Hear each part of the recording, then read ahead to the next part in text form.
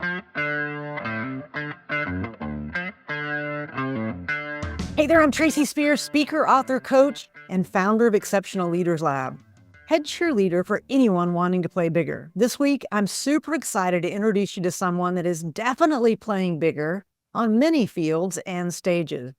This week, my guest is Cheri Kempf.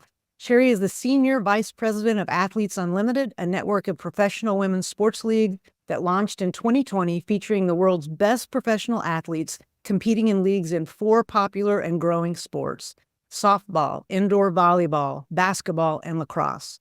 Kempf is the executive producer of broadcasting for all 4 sports, negotiating media rights deals, and managing all aspects of production and game presentation.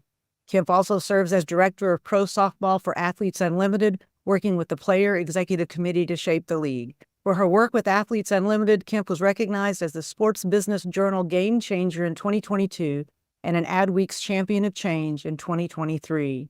Prior to Athletes Unlimited, Kempf was commissioner of National Pro Fastpitch for nearly 15 years and was long at the forefront of women's fastpitch softball as a player, instructor, an industry marketing representative, and a television sports commentator.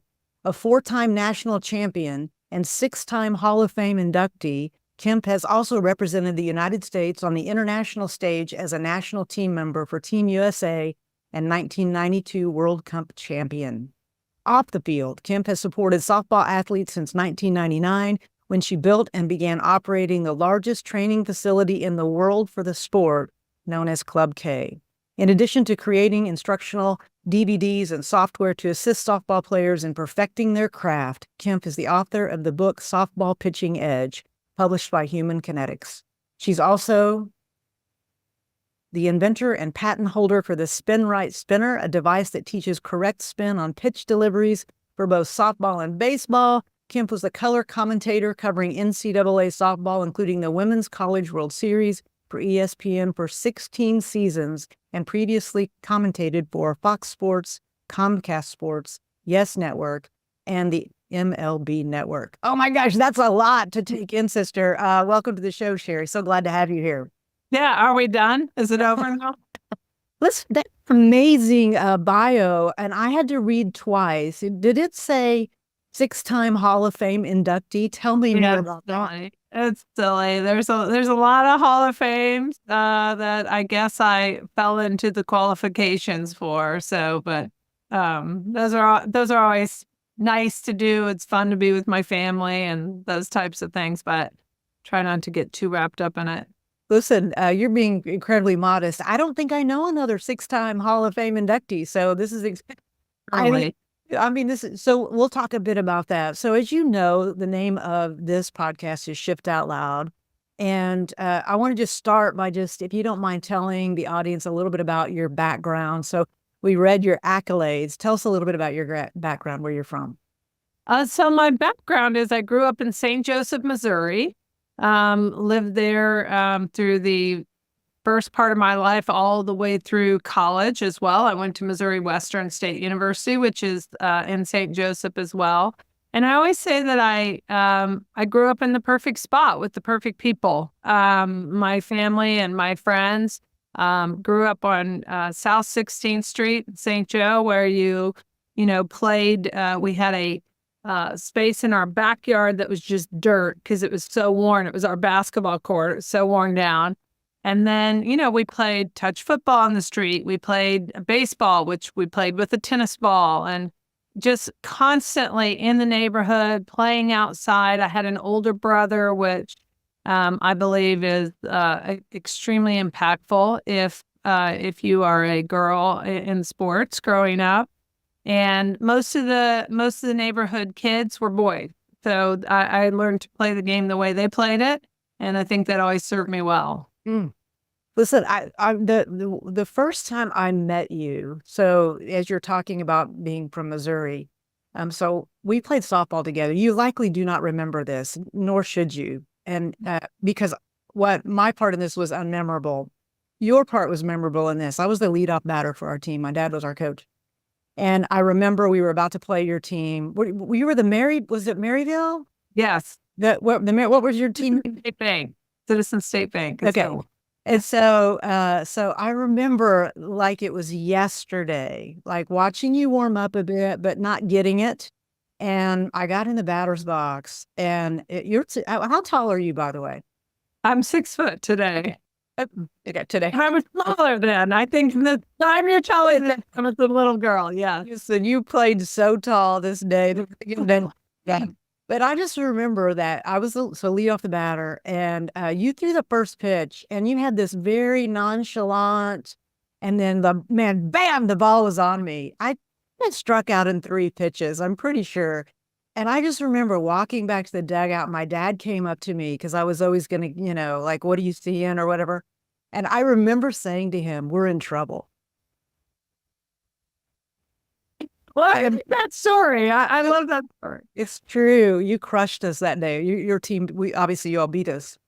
Was that Broken Arrow? Was it Broken Arrow? It was, we were from Broken Arrow. It could have been one of many team names, the arch rivals. Okay. Yeah, you don't remember the arch rivals.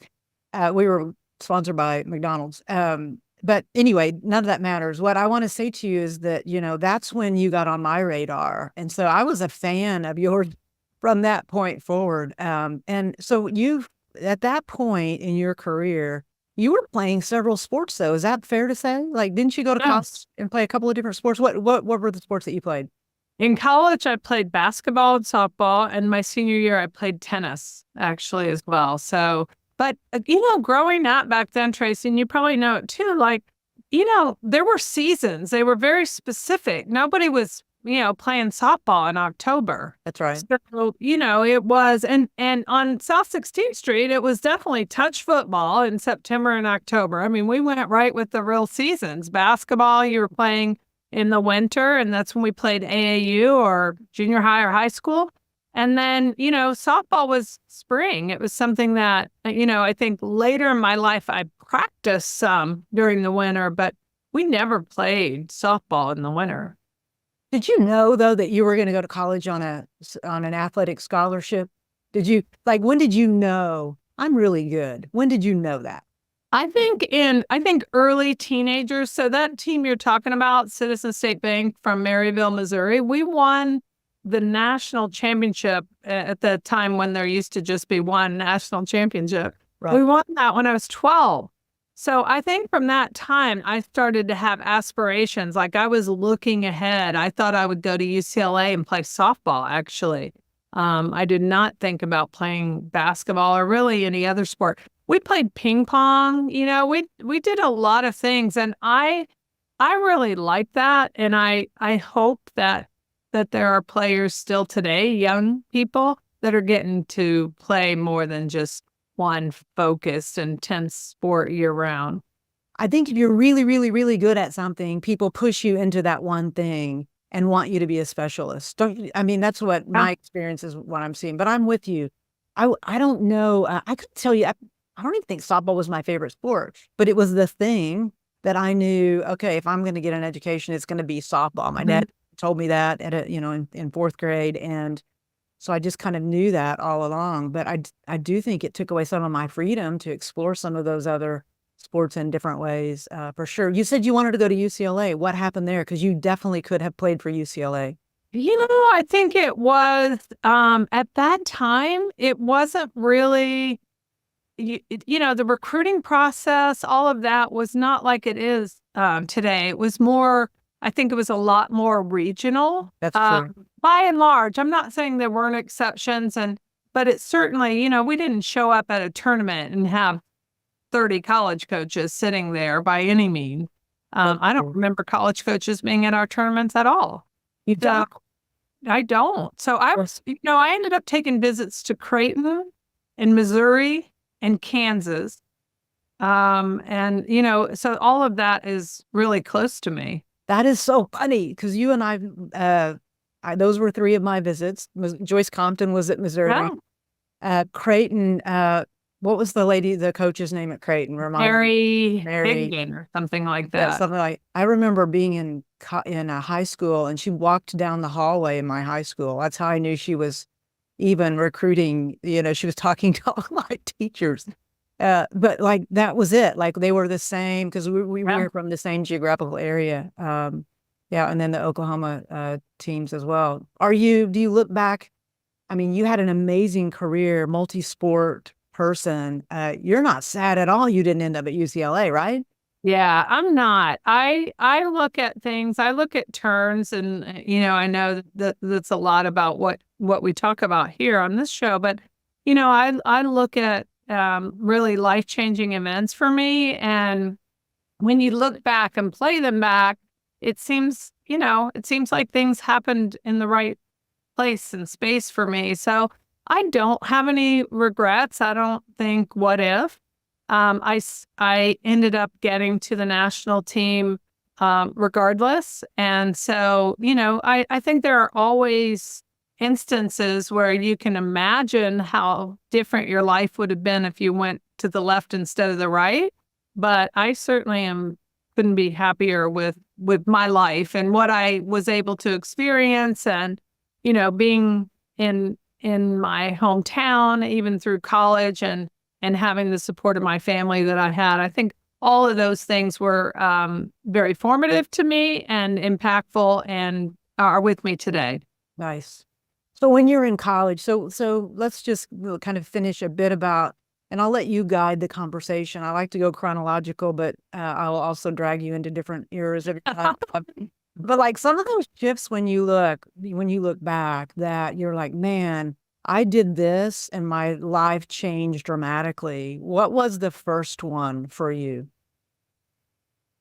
Playing on the team that you talked about, playing in Maryville. I always think that confidence comes it can come from a lot of different areas, but mine, first of all, started with my family, with my brother, with my parents, with my grandparents. But I also believe that confidence comes with success. And so at 12 years old, to be lifting up the trophy in the sport that I loved playing and had some ability to play well, was a huge boost for me, with just internal confidence. But I will tell you a story about that time. So if you go back the year before I played for Maryville, I played with a team out of St. Joseph. We weren't that great. People weren't taking it that serious. And Maryville, which was about 50 miles to the north, they played in our league, and they would come in. I don't know what our uniforms looked like. They probably weren't a lot, but Maryville came in, and they had back then it wasn't very popular like it is today. Travel balls have 80 teams in all age groups. But back then, Maryville had a 13 to 15 team, young team, and they had a 16, 18 team. And so that was a big deal in and of itself. But when they walked in the park, they were all decked out. They had these look like bowling bags. They had their stuff in those bags. They had patches on their jackets, and their fans came in. And so I was always, that was, it's like a dream that they're walking in like that. So that year, I was 11. They asked me to go to nationals with them and I would have had to have left my team. And my grandma and grandpa were huge softball fans. And I remember my grandpa, who was he was a union business agent organizer. So you can imagine that personality. And he was all for it. They want Cheri to go, let's go. And my mom said, who was his daughter, said, hang on a second. She's committed to this team here. And we're going to play this out. And I remember like it was traumatic. Here's this chance to go carry that little bag and right? That's all I was thinking about. And wear that jacket.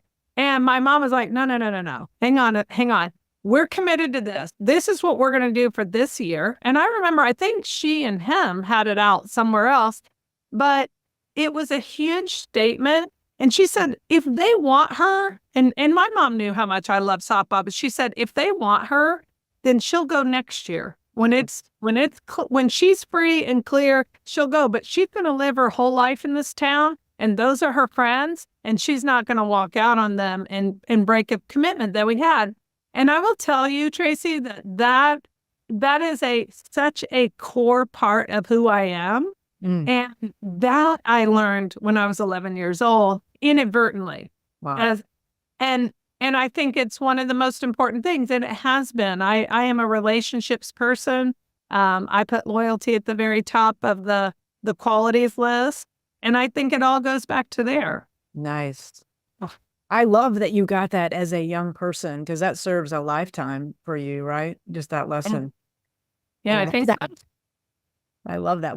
So tell me, what would be the next shift then that came up for you? So that was pivotal. What would have been the next one as you look back that you made the decision and it changed your trajectory? I think a couple of decisions. I think if you look at school, there was a decision for me to go to a high school that was my mom and dad had a chance to buy property and move outside of town and build a house that would have taken me out of the St. Joseph School District. And they said, and I was going to go to a school where I knew no one. And they said, we can wait. We can wait till you're out of high school. And for whatever reason that I still don't know of today, I said, no, let's do this. Let's move. I thought it was exciting and fun and a new house and all of that. And those were my best friends in the whole world. My high school experience, again, where you talk about where'd confidence come from? Where did, in my case, a lot of my personality was a bit of swagger. And I think a lot of it came from, going to a very small high school with the friends that I made there, and just living that period of time the way that I did. I just read something recently at Harvard, I think it was at Harvard Business Review, and it was about why you shouldn't send your super smart kids to Ivy League schools. So I'm not advocating or lobbying. I'm saying the business case in this was that they become just like everybody else and that they lose their confidence faster, that if they go to a smaller school where their scores are higher than everyone else instead of being the norm, that there's less depression and and I don't know, I'd never thought about that in that way. And what you're talking about now is crystallizing your confidence, right? That to me, I think that's what great leaders do. I think that's what great coaches do, is they help you create that confidence so that you can go through some of those next doors. I think you're making a really great case for that, by the way. I think excelling feeds excelling. So I don't know, over a decade ago now, I was, in the midst of teaching pitching and writing books on pitching and all of this. And what the National High School Association did was move the pitcher's mound back, and it was motivated by college coaches wanting to see high school pitchers at 43 feet because they're going to pitch at 43 in college, and they wanted to know if they could succeed there. So what they did was almost everybody, you're 14 years old. Some freshmen in high school are 14 years old. So you moved everybody back to 43 feet, which is a women's distance, not a girl's distance. Right. And you neutralized a lot of people. And I really was against that. I was asked a lot when it was happening. And I said, these women, pitchers are in they're highly targeted. If a pitcher is really good, people are screaming at them. They're trying to get them rattled. They're doing everything to try to get them off their game. They need to be tough, and they need to be able to withstand all of the extra that they'll get if they're good. And so they need that experience of excelling and succeeding. And so I thought at that point, it's exactly what you said. They really neutralized people and took pitchers out of this, because 3 feet is a lot. A lot. It's 9 miles an hour perception speed to a hitter.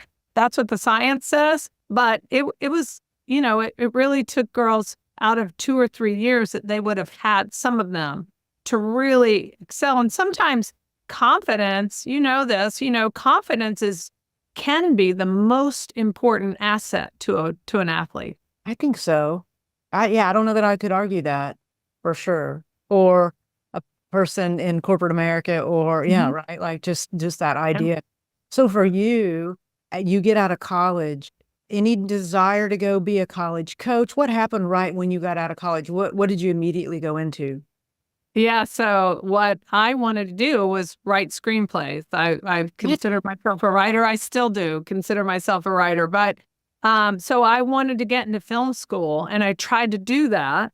But my undergraduate degree was in English with a communications emphasis, and that was not the proper criteria to get me into grad school in film. So I was unable to do that. I did not want to be a college coach. I really didn't want to be in sports. So go figure.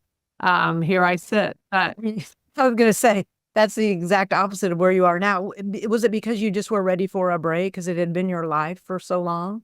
And then I think I'm a writer. I think I'm a writer. And so I thought that was what I needed to see through. That was a passion, even though I wasn't doing that and nobody would have known that about me. I knew that about me. So I felt like that was just what I was going to do, what I was passionate to do. So what do you end up doing in that space then?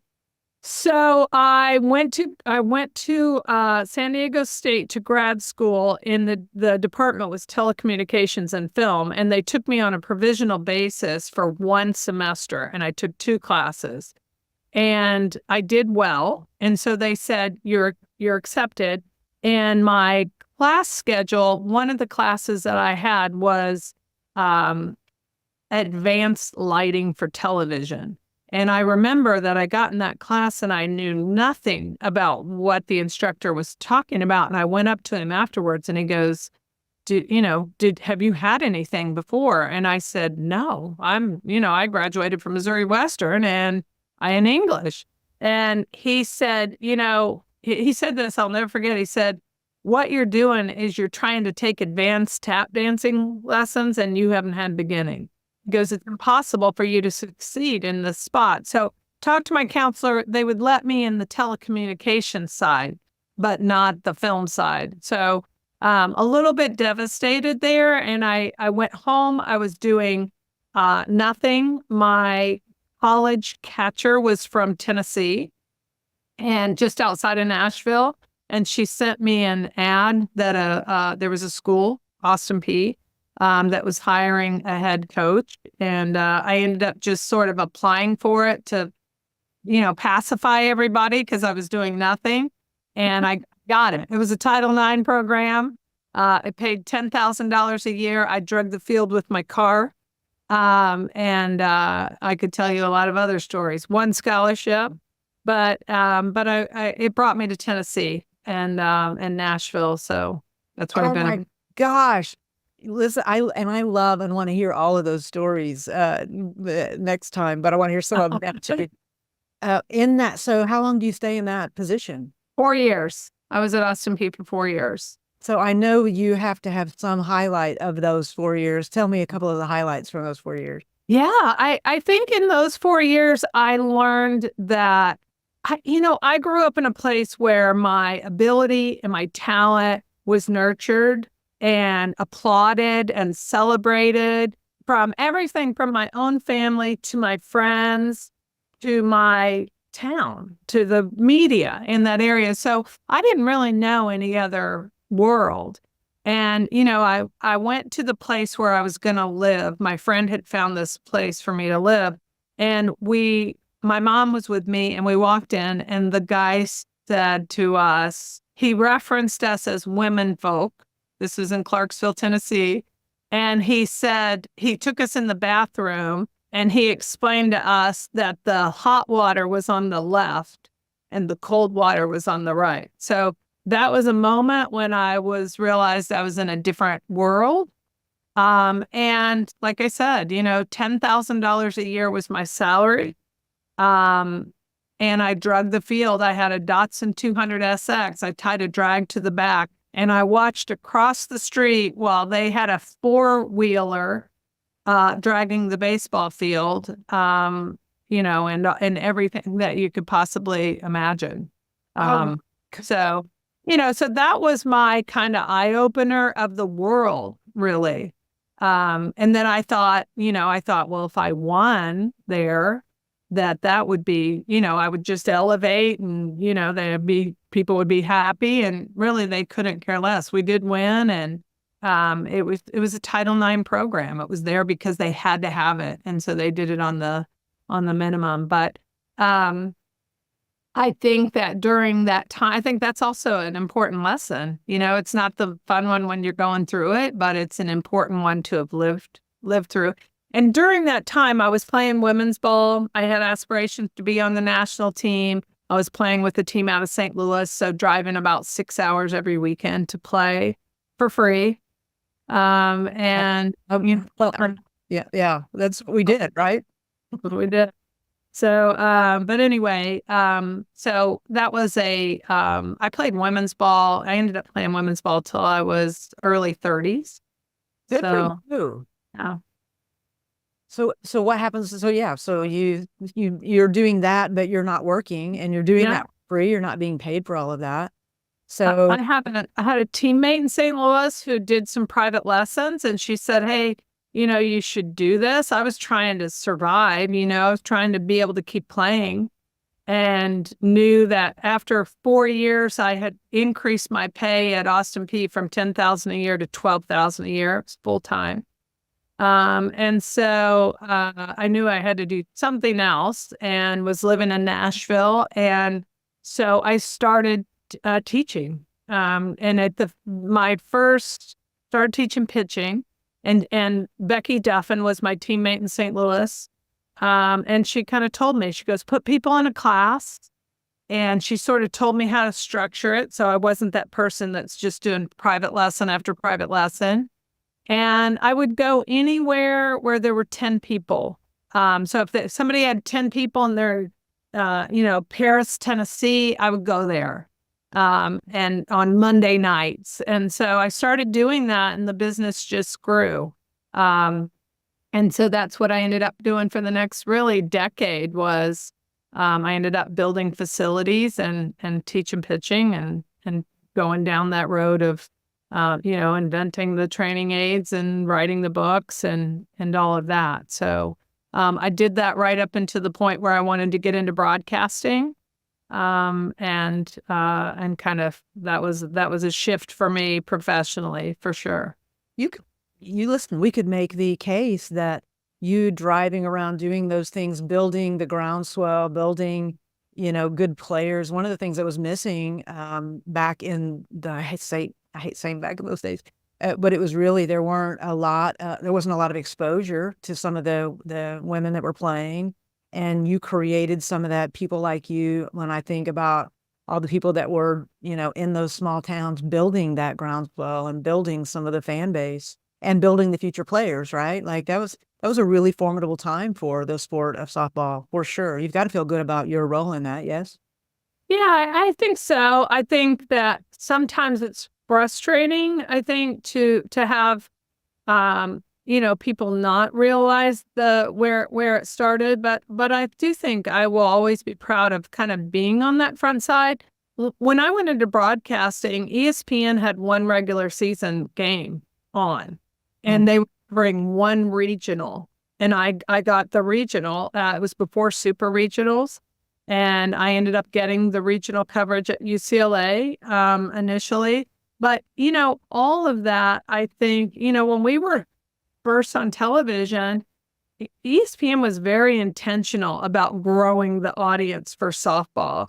And they talked about that, make sure you explain, make sure you have to understand that all these folks that are watching don't know what slapping is. So don't just, graze over that. Make sure that you stop and explain that. And, I had friends at the time in the beginning of me doing broadcasting, it would say, oh my gosh, if you explain to us one more time what, this is or that, and you're telling us the most basic stuff. And I said, well, no offense, but I'm not talking to you. You watch anyway. I'm talking to the person that just stopped the channel, is a little bit fascinated by this whole underhanded pitching motion, and I want them to know more about the game so that they want to turn it on tomorrow. So, but that was something that that was ingrained in us at ESPN to make sure that we continued to teach the game. Listen, that was a huge deal when you landed that, even though it was only one game. And, as you look back on that, and I want to talk about the middle part of this, I'm going to jump to the end and we'll come back.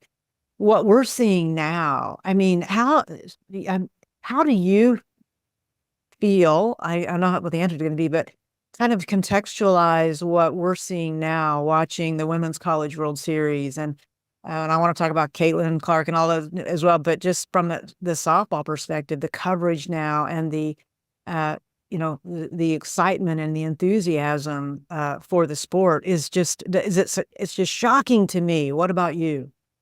Well, this. You could tell as many stories as I could about. We always knew that the competition was intense, right, and it was serious, and that you probably could tell stories. I had family members or friends that would see it for the first time, and they would be captivated. They couldn't. They want to ask 1,000 questions, and they want to know how you can make that go and actually throw the ball where you want to, and all of those things, and how in the world do you ever hit that? And so we grew up in the sport. We knew what it felt like to be on the inside, and then through our experiences and exposure with people, we also knew what it was like to be on the outside, to see it for the first time, or to observe it, or to be a fan. We felt that from people. So I think we always knew that. Unfortunately, the way that the world is built and the way society and all of those things is that before the demand almost has to be there before the support is there. So we needed people to want to see it on television and to hit this certain threshold of being there as fans on television before we could cover the Women's College World Series in real time, before we could take it off the 2 a.m. delay that it used to be on. That's right.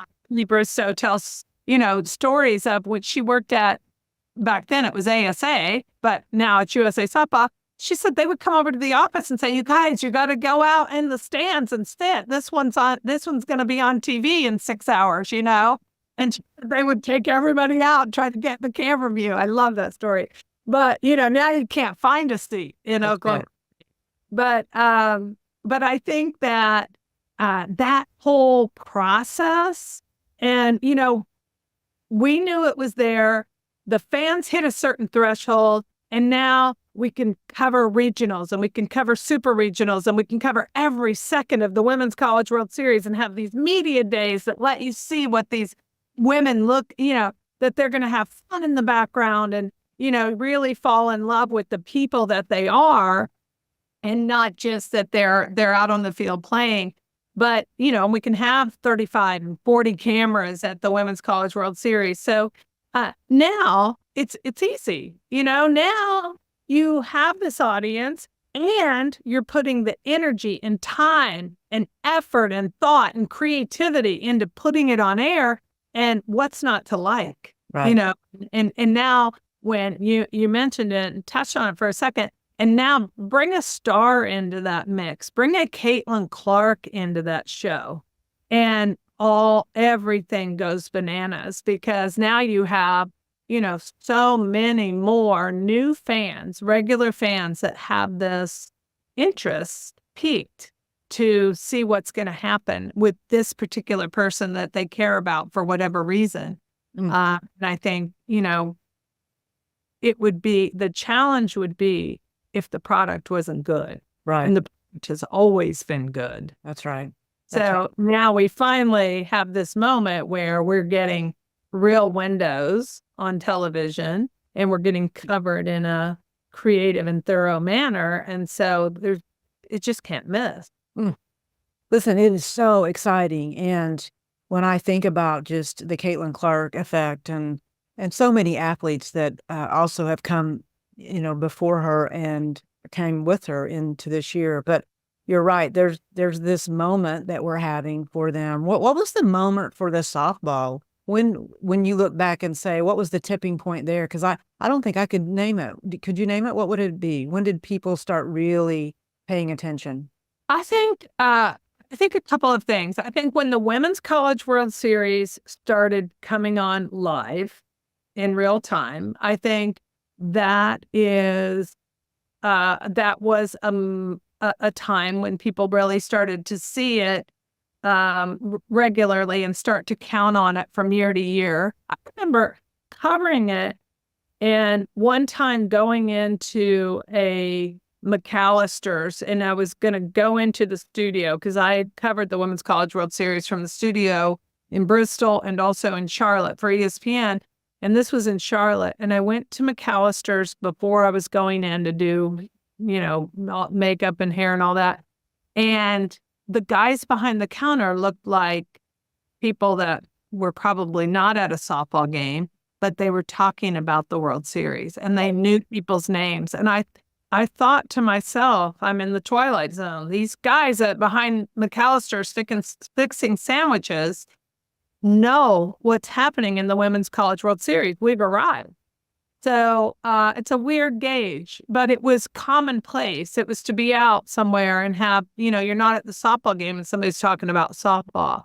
So I think that was it. I think the Jenny Finch and Jenny Finch's era, that was some really amazing softball when Jenny was popular at Arizona, and they had their undefeated season, and Mike Kendrea was in the middle of his heyday of winning 7 titles or whatever it was.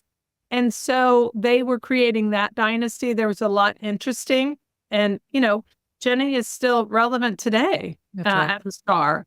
So, and she really was that person that crossed over and, had People magazine announce the birth of her children. That's your crossover into mainstream. So, but I think that was a moment. And then I think it has continued to catch. I don't think we've seen quite the moment that basketball just enjoyed in the last year and is still enjoying now with Caitlin Clark. But I think you're a star away from that.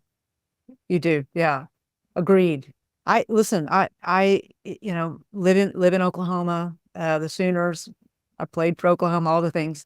And I have to always say this every time. I was there way, way, way before any of this winning started, but I benefit greatly from the interest in the sport. And so I get to watch it from that perspective of, just the idea that looking back, nobody gave 2 shits about that on my resume. And now it's all they want to talk about. So it's kind of fun for me and interesting. And I have 0 really great stories about all the success. I have a couple of fun ones, but it's been so fun to live in this state where things are happening. And I did do a podcast with Kirk Walker the other day.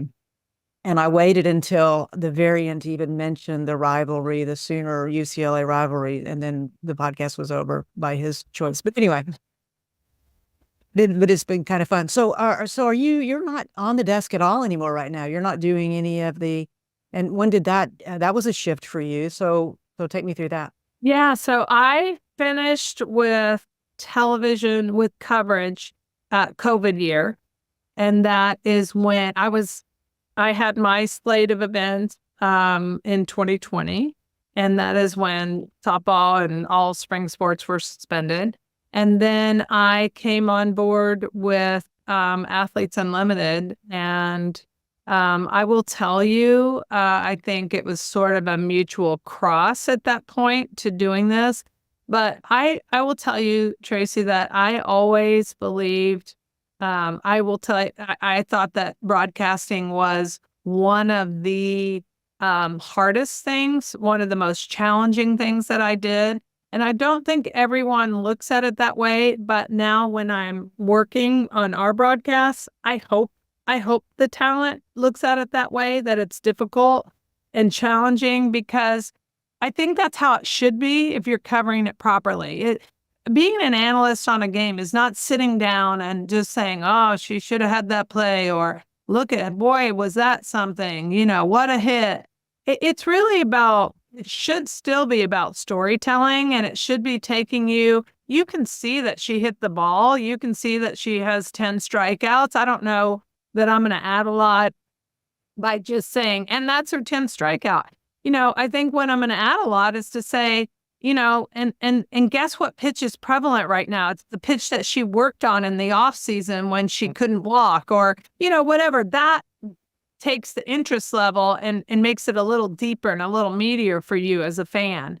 So I always say I studied more as a broadcaster than I ever did in school, and I loved every minute of it. And I thought that regardless of who I was calling, I did Prairie View A&M versus Southern. I remember doing that game, and we had very few notes.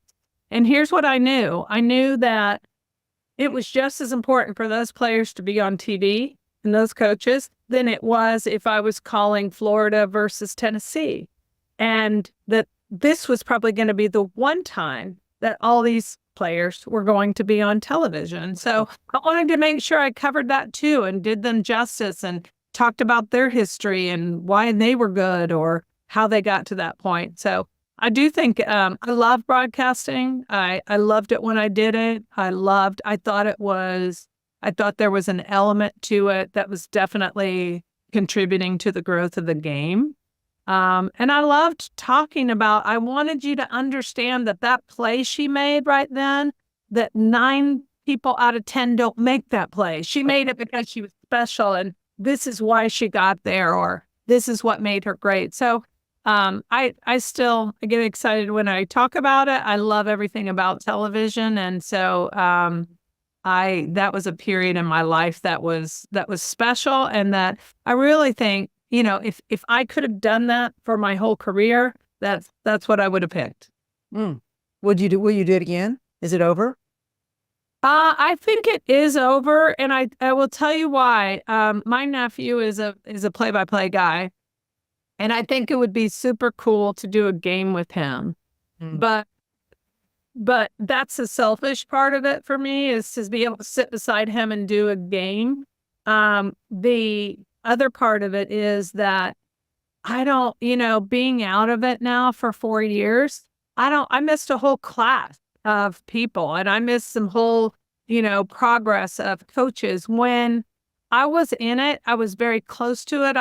When I started broadcasting in 2000, I was into training, and those coaches, I knew everything about them, and I had been a coach on the national team. So I knew some of those girls when they were some of the top players when they were, 15 years old and 16 years old. So there were stories to tell. I think that blank space would make me, it would definitely chip my confidence. I'll tell you that. And just being able to go and do it justice. So interesting. I think it takes a lot. I could never do the job I do now and also do TV. There's no way. Let's talk about the job you do now, because that's also a shift. So explain a bit more what Athletes Unlimited is and what's happening with that organization. Yeah, so Athletes Unlimited is a shift all by itself. It is a shift in women's professional sports that's unprecedented. It's nothing to this degree has ever happened. I did not know that when I first started talking. So I started talking to John Patricoff. He called me and left a message, I think, and I Googled him because I used to get a lot of messages from a lot of people. I bet you could. Mostly not amazing opportunities. So I Googled him. He was the former president of the New York City Football Club. He was the former COO of the Tribeca Film Festival. So he had Disney in his background and his resume. And I just thought, this is a guy I want to talk to. And when he first started talking to me, I was 13 years in as commissioner of the NPF. And most people, there were a lot of landmines for the NPF. Some were inside and some were outside, but most people wanted to destroy it and be, sort of king of the mountain. And when he first started talking, first of all, he wasn't even sure. They were going to try to launch a couple of sports in a period of 12 months, beginning in 2020. He was not convinced at all that softball would be one of them. I think they thought for sure they were going to launch women's ice hockey, which we have not done. But at that time, it just kind of shows you how plans change. At that time, it was a pretty heavy plan. And then he was leaning, I felt him, this might have been me, but I felt him leaning strongly into volleyball and just maybe considering softball. And his questions to me were, do you think there's space? Do you think there's interest? What would this be like? And once I had great conversations with him initially, and we talked for long periods of time. We would talk for an hour or so. And I really enjoyed the conversations with him. And then I, could also see that he was a person that did not want to destroy softball. Even if they came in, even if it wasn't even called Athletes Unlimited at that time. I don't even remember the name they were toying with. I think it was called the Miracle League or something. But it was, he was really just talking about supporting women's sports. And so if they were to come in, softball, it would be as an addition to the NPF, not a replacement. And so tell the audience what NPF is. Just it was National Pro Fastpitch. Okay, it was the oldest. It was in its 17th season. It was the second oldest women's professional team sport to the WNBA. So at any rate, it ended up, I wanted to convince him to take softball because I thought whoever they were going to be positive for the sport of softball. And if they would come in addition to us, our athletes would have that much more of an opportunity to be full-time pros. So that was kind of the deal. I worked with them, consulted with them, tried to make softball very easy. With venues and things in the ice hockey space, seemed real complicated with some of the calls I sat in. So I tried to say, this is how softball could happen, and it's this easy, and here it is, and this would be the play. So all things happening, fast forward, we were going to play NPF from June through mid-August, and then it'd be a 1-week break, and then Athletes Unlimited would come in and do their format for the next month, end of August to the end of September. And so that is exactly where Athletes Unlimited was in 2020. But the problem was with COVID, the NPF went away. There was no means in that league with the individual teams to survive during COVID, to do things properly. Athletes Unlimited did exactly the opposite. They went to Johns Hopkins. They got consultants. They said, how can we do this in a bubble? And we're willing to do whatever it took. And so that was the demise of the NPF, and it was the beginning of Athletes Unlimited.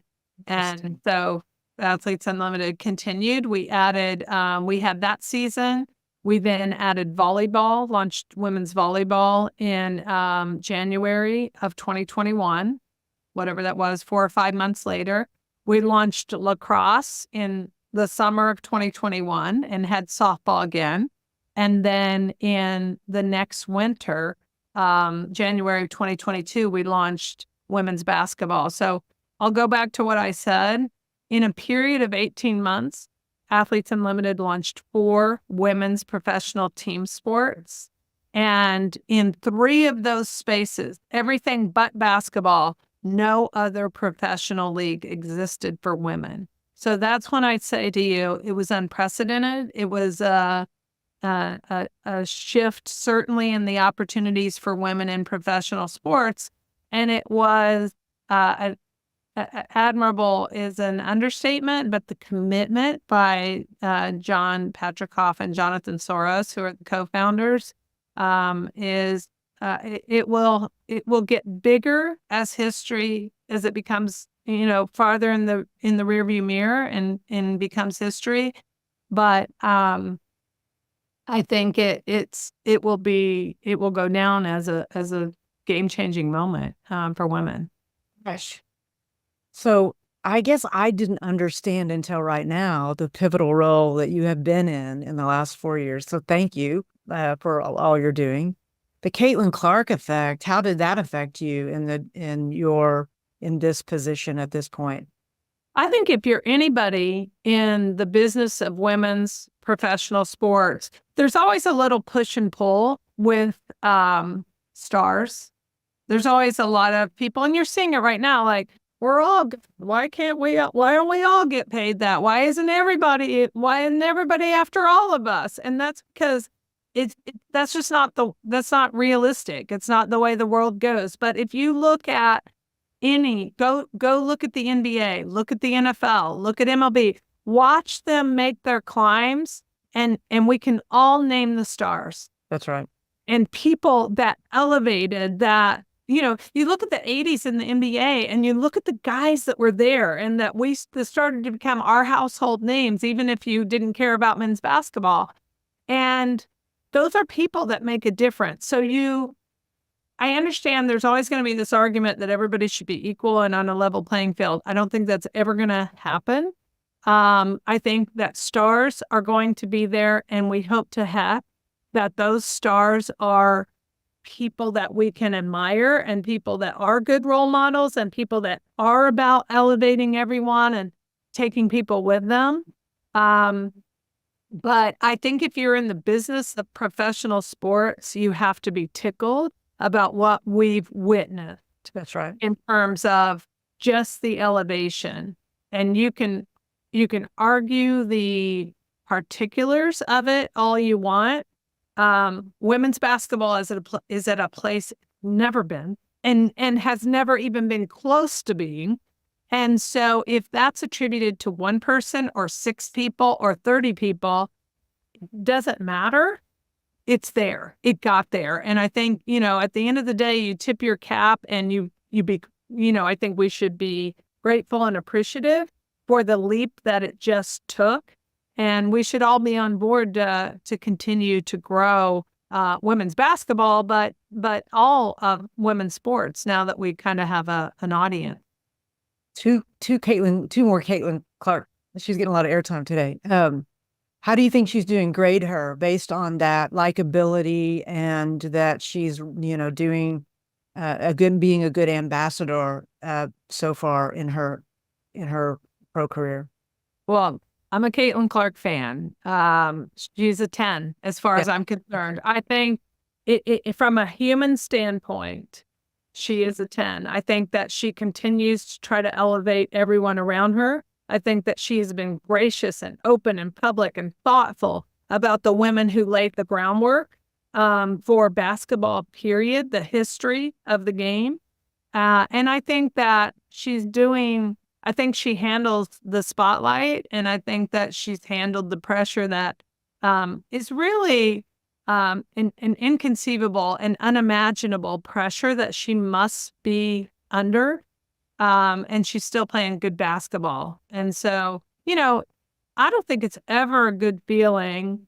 I had a friend once that told me she ran her first marathon, and she said, it's the best feeling in the world. She said, because she's like, I gave it some thought, it's the best feeling in the world because everyone is cheering for you. As you're running, everyone wants you to, everybody's clapping for you. Nobody's against you on that marathon path.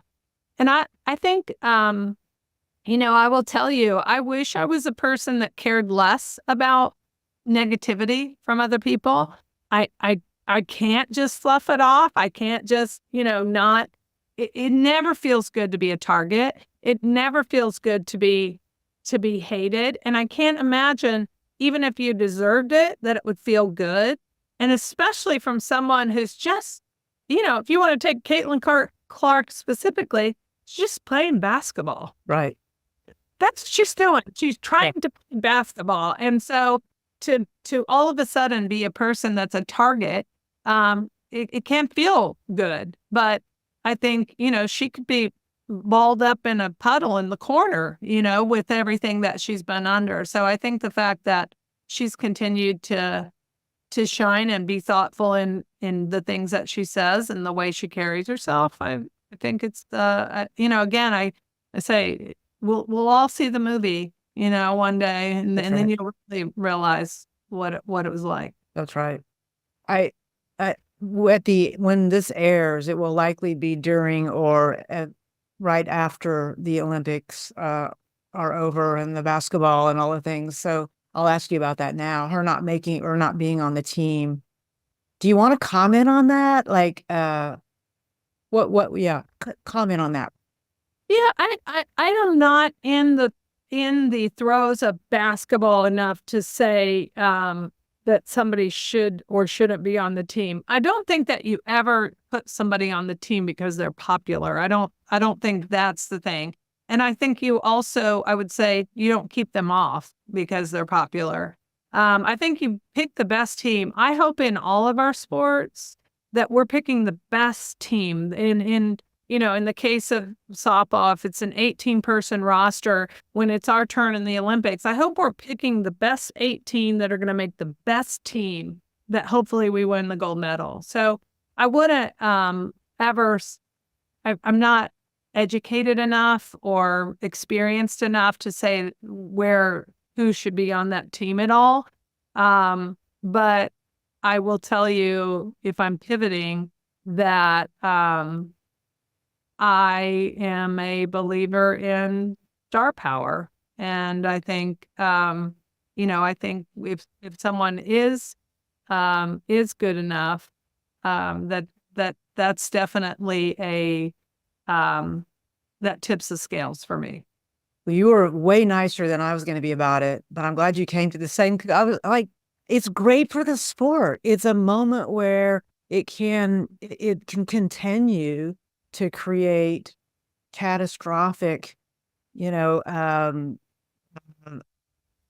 would the word be? The ripple effect. And so I'm super sad about it. So I love your very professional answer though in the beginning of that, but I am with you. Like, I also think there's a bigger thing at play too, which is the future of the sport and getting, more people to write checks and pay attention and watch and all the things. What's the next shift that you are looking forward to? Oh, wow. I think that I don't think about that a lot, honestly. I hope this momentum continues. I would just say to you that we have not arrived. We are not there yet. And I hope that everybody doesn't lean back in their chair. We need to stay on the edge and we need to keep pushing. We've proven some things. We've proven if you give us the spots and you give us the exposure and you give us the equal amount of promotion and opportunity, that we are equally as entertaining as women and in the women's sports space. But the critical aspect of being able to continue that is the support and the buy-in, literally the buy-in by corporate America. That is what, guys are signing billion-dollar, multi-million, sometimes billion-dollar contracts not because of the tickets that are being sold or even the t-shirts or even the hot dogs, but it's about that major partnership, the rights deals, the media rights deals, and the ad buys. And that's what's driving all those ships. And so we have to get in a position, and because people don't understand that, it's corporate America that really controls the demand and the buy. ESPN is going to put things on, and Fox and CBS and NBC and all those folks, they're going to put products on that are paid for and that have a high demand and that they can make their money back if they've given a rights fee. So that's where corporate America comes into play, and they have to turn their head when it's a women's sports product. But the other thing that people don't realize is I can promise you, if you watch one of our games, we have our play-by-play is going to read what's called a promo, and it's going to come up in the lower third of your screen, and it's going to say, tune in on Sunday night for Sunday Night Baseball and the Major League Baseball, where the Titans run into each other of, the New York Yankees and the Boston Red Sox. You're not going to see that promo in an MLB game for our game. So, whereas you're cross-promoting something, think about Netflix or think about, I can't even tell you the popular the popular, I guess there's one right now on that I'm watching. Maybe it's on Prime, Presumed Innocent, something, Jake Gyllenhaal is in it. I haven't started that yet. Okay, it's good. And so, but if you open up Prime, it's right there. Boom, Presumed Innocent. If you open up the New York Times, there's a review of it. Presumed Innocent. It's right in front of you all the time. Watch this fall. We'll start getting all these things fed to us of the new series on the networks in prime time, all those things. So if you show it to us enough, we're going to want to tune in. Oh, that's my favorite actor, and that's that.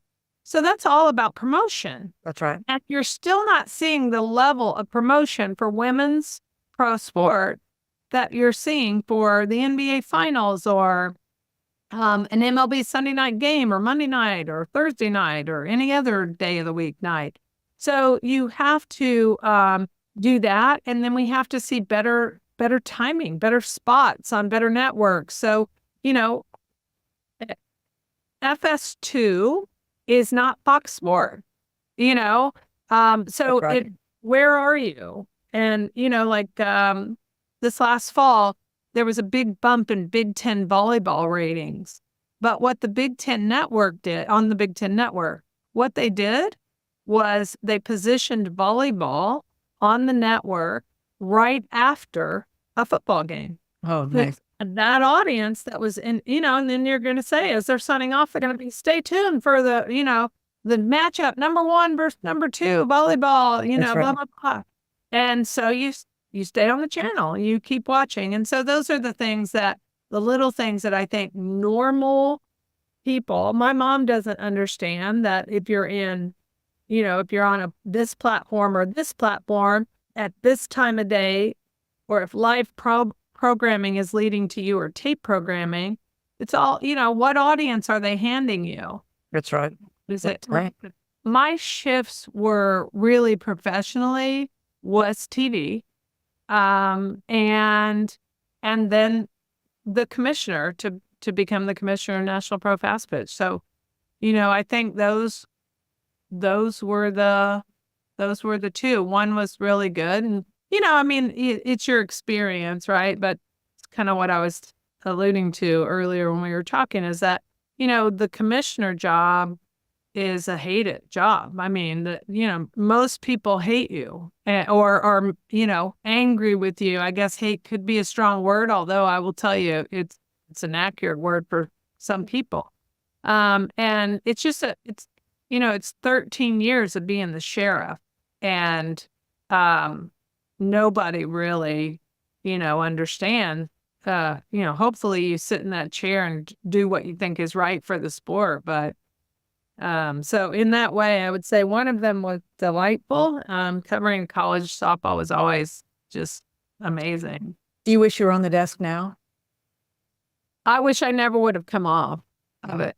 Mm-hmm. Yeah, I don't like, to your question about going back. I think it's a little terrifying to think about going back because I knew it. I knew almost everything about it. Even if I was talking about an older player, I knew her, Right. in women's ball. And now with that gap, it doesn't seem like a long gap, but it is. And so I just wish I never would have. Yeah, me too, because you were really, really, really, really good. And I loved it. yeah, you could tell. But you had a professionalism that I don't experience with anyone else, and respectfully. And I think you're missed in that role. So I'm sad that you're not there. So yeah, thanks for saying that. It was fun. And then, I was in studio, and I tell people that being in studio it's a different animal, because when you go to do a game, you might come on camera. Usually you're going to come on camera one time at the beginning. That's it. right. You do this open, you get through it, and then you're looking at your notes, you're in the game, you're drinking a Coke, whatever you want to do. You're never on camera again. In studio, you're always on camera. So you don't have, if you ever saw me, you can still see that I had a lot of notes laid out. But it's you have to worry what your face looks like and what your hair looks like and what your expression is, and that you're not gazing off or, looking around or whatever. And so it was and then while you're doing all, and then there's this whole thing about, you're for ESPN, you're supposed to look away and look at your camera over here. So, you're my co-host and you're going to ask me a question, and then I'm going to go, yes, as a matter of fact, a weird thing, and it's in and of itself. And then you're like, am I supposed to look at the game? So it was the closest thing to competing that I've ever done. It was that. Interesting. I'm sure I was never nervous to compete, but just to get geeked up and get to that, and then add nerves to it, because I wasn't, I did not think I was a natural at it. So listen, I have been interviewed a couple of times, and I'm the worst. Like if I have to do, I can do like a webinar like this easily, whatever. But if, somebody is like, I'd like to record you on an interview, blah, blah, blah. I'm like, I just, all of a sudden, I'm like, I don't even move my face, and I don't know. I don't know what it is. Yeah, I've got, so it's not easy is what I'm saying. yeah. That's a special talent for sure that I don't have. So I'm glad you do, though. Yeah. So I really, in most of times in your life, or at least for me, I hate studying. I don't want to be under pressure, but that was all a good thing. I loved studying. I loved knowing it. And I really loved the pressure that it brought. So Nice. Well said. Now, before we go, I have one final question, which might lead to two, but I think you're going to write a screenplay. It could be about a sports person. It could be. So still, is that rolling around in the back of your mind? Are you looking for good stories right now? Are you exploring your writing in that way? Yeah, I wish I'm exploring my writing in my head. But I keep thinking, like, I want to have time to write before I don't remember anything anymore. I do have various journals. I do make notes. Sometimes I'm better at it than others. But yeah, there's some stories. There's some stories to be written. So I hope I find some time. I hope you do. Have you read Bird by Bird? I haven't. And so Annie Lamott, are you an Annie Lamott fan at all? Mm-hmm. So she wrote a book called Bird by Bird, and it's about being a writer. I think you'd enjoy it. I just signed up to go to her course in October, and I'm going to go do a writer's retreat for the weekend with her. And so right now, every week I'm getting a prompt from her. I'll just read you this week's prompt. It just came. Here's your week 8 writing prompt from Annie Lamott. And it's this: write about, describe a mentor or influential person in your life who has guided you on your way. So she'll just say, write about this. And so her whole, Bird by Bird is, you just have to write. Like butt in seat is what she says oftentimes. And she talks a lot about, everybody wants to write, but very few people do it. And so anyway, I'm saying this to say to you, if you ever want an accountability partner, I'm your gal. I will. Right. I would love to fan the flame if you have that kind of passion for that, and share my experience. But more than anything, it's just, every week saying, this is what I wrote about. So, and I'll send you some of these if you're curious. I love that. And I'm I guess, honest enough to say I need that. Like, I'm not the person that works out well alone. I need attention. I need, accountability. So, but yeah, I love that. I think ultimately it will take something like that to get me through it. All right. To be continued. Listen, how can people get a hold of you if they want more information? We've covered a lot of ground. Any way you would like to get a hold of you or learn more about Athletes Unlimited, where do they go? Yeah, so Athletes Unlimited is auprosports.com, auprosports.com. We're launching a new softball league in 2025, which is more of a traditional model. We didn't get into that a lot, but that's exciting. We're on all the social media channels at AU Pro Sports. And the sports also have sort of their own on Instagram as well. And then I'm on LinkedIn, and I am at AU Pro Sport. We'll put the link in the show notes as well. So, Cheri, thank you so much for making time today. I'm excited to learn more about what you've been doing, and just as somebody else that's moved about the periphery of the world that you're in now. But thank you for all you've done for women's sports and for women. Well, thank you. Listen, this whole thing was worth it. I was convinced that my mom was the only person that remembered my strikeout. So the fact that you got one of them, I appreciate that. Listen, I want to say my dad still talks about you. My 83-year-old dad will still tell the story. It's why the story is so fresh in my mind. Remember that time that, girl from Maryville, Missouri, and she struck everybody out. I was like, yes. So I can't wait to share with him that we did this podcast, and he got a little shout out. So please do. All right. Thank you, my friend.